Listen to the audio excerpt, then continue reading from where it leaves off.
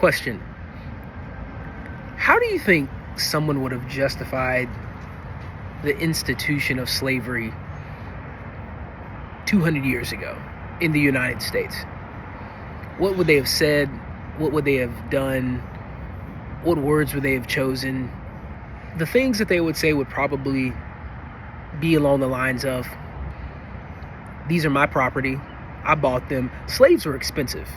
I mean, we're talking about the cost of today, like a car or a house. Slaves were, for just one slave, slaves were very expensive. They had deeds or bills of sale for slaves. They owned these slaves. As a matter of fact, the Supreme Court went as far as to say, this was during the Dred Scott decision in the 1850s. And this is dang near an exact quote from Chief Justice Roger Taney. Negroes have no rights in which the white man is bound to respect. Go look it up.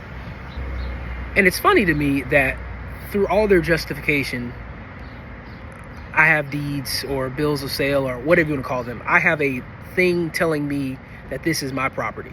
I have a deed, just like we have deeds to a house or titles to a car. They had a document saying these slaves belong to me.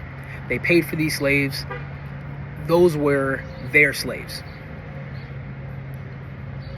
So the question then is, even though they bought them, even though they were lawfully the property of their owners, question, does that mean that what they did was right? Should you be able to do whatever you want with what is yours? And the more and more I started to think about it, I started to see there is this clear parallel between the way we justified slavery 200 years ago. When I say we, I mean America. I'm an American. Despite, the good, the bad, and ugly, I'm an American. But it's amazing to me because I'm firmly convinced the same line of reasoning we used to justify slavery 200 years ago is the same reasoning we use to justify abortion today. And the one question that we never ask ourselves is what? Is this right? Not is it convenient? Not is it expedient? But is this the right thing to do? The whole idea of this fundamental right, and I don't know where we got this idea of we have fundamental rights to things that we just don't have. And it seems like all I've heard this election cycle is we have a fundamental right to X, Y, and Z, X, Y, and Z. And I'm trying to figure out who gave us these rights. There's only two places really you can derive rights.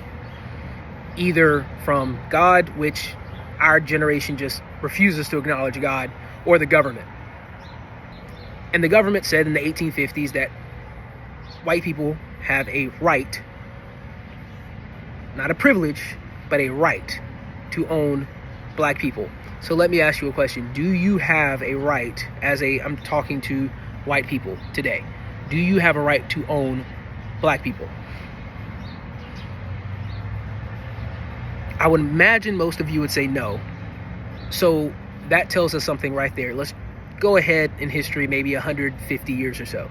In the 1970s, 120 years, in the 1970s, the Supreme Court said that women have a right to an abortion.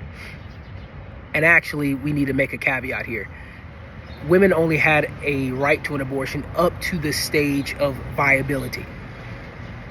Go back and read Roe v. Wade, what they're actually standing for. What that court was saying was that women have a right to an abortion until the child is viable. And actually went as far as to say that if there is basically new evidence that comes out that says, hey, this child is actually viable earlier in life, or this is actually a child, then we'll reconsider. The Supreme Court should reconsider. And it amazes me how a people that seem to love science so much refuse to acknowledge the fact that if you look at a 4D ultrasound, there's no way you can come to a conclusion other than that is a child, unless you are refusing to see it, unless you are refusing to acknowledge it. And as the old saying goes, there are none as blind as those who refuse to see. I think our children are going to look back, and by children I just mean sometime in the future. It might be 200 years in the future, if we still have a country then. I'm not convinced that we will, but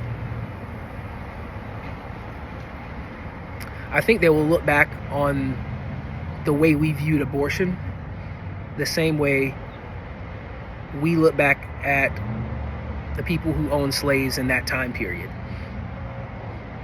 The only reason why slavery existed in the United States, and the only reason why abortion exists in the United States, is frankly because of people's greed, their own selfishness, and pride.